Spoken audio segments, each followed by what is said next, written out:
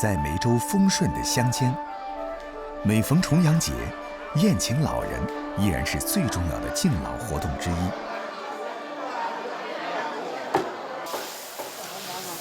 而当地喜庆宴席的餐桌上，总少不了一道传统佳肴——炒面线。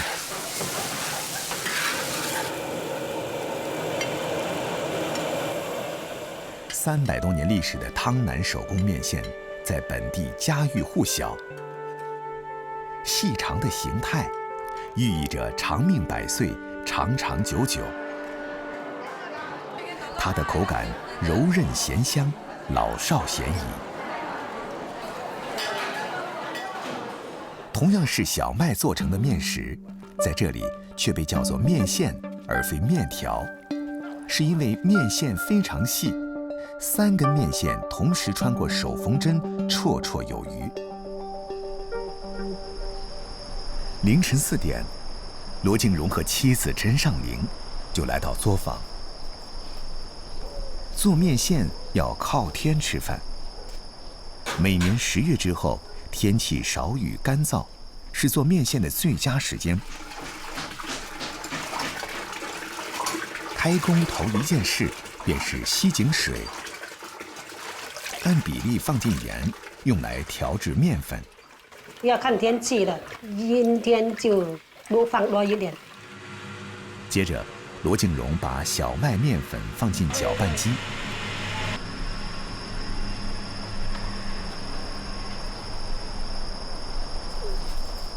100多斤面粉搅拌完毕，揉面、割面、抹油、搓面，面团不断地变化着。罗敬荣用多年的经验，把握着制面的节奏。蒙着眼睛也可以做了，做了30多年了。想做老板做不成吗？去做面条吗？做面条太辛苦啦。面团搓成细条后，需要醒面一段时间才能够继续。夫妻俩赶紧扒拉一点稀饭作为早餐。那个面条块啊，没办法，连吃饭的时间也没有。面条如果你不要去搞它，它就要掉下地下来，冷一下下，竹子都上不上去了。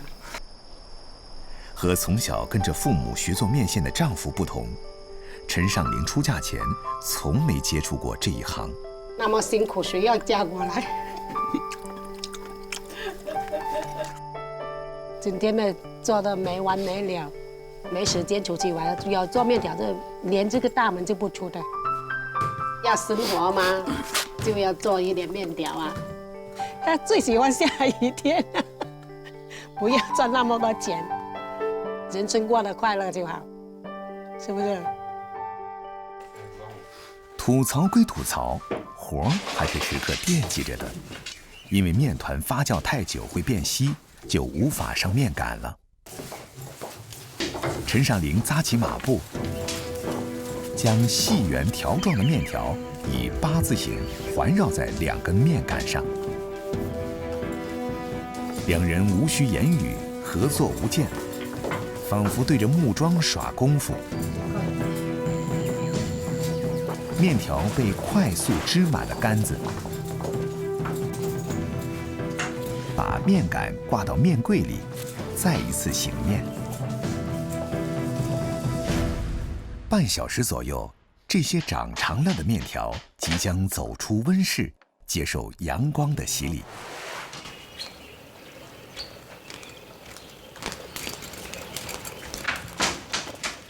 要把面条拉成面线，得讲究巧劲儿。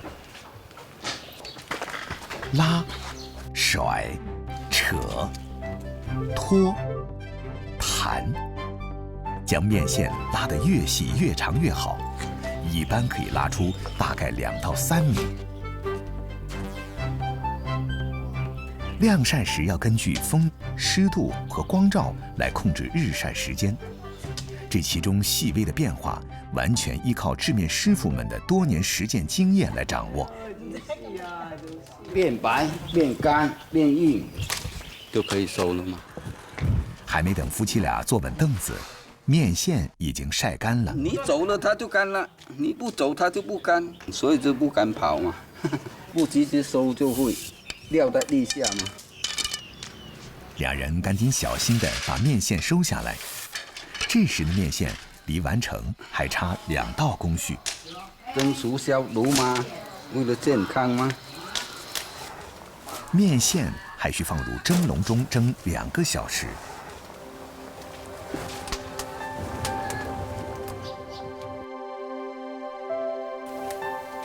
取出后，便要趁热打包，扎成一束束1斤重的面线。热度就是要很烫的时候才要搞，不热就会粘上去，不好弄了。汤南手工面线这10几道制作工序，每一个步骤，做面人心里都放着一个时刻表，那是人与面的默契度。从凌晨4点开始揉面，到当天下午4点将包装好的面线送出，一天12小时的工作时间下来，即使夫妻2人通力合作，也只能做100多斤的面线。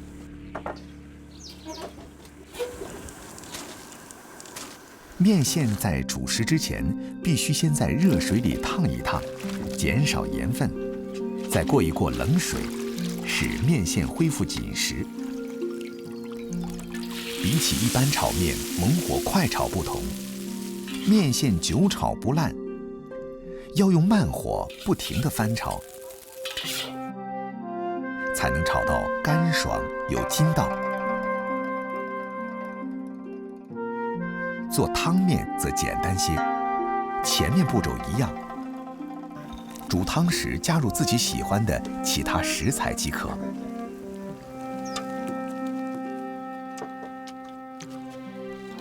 一天里能坐下来好好吃饭的只有晚餐。这样好啊。夫妻俩就着赖以为生的面线，喝起小酒，如同300多年来镇上的制面人一样。如果明天是晴天，也将会是劳累但美好的一天。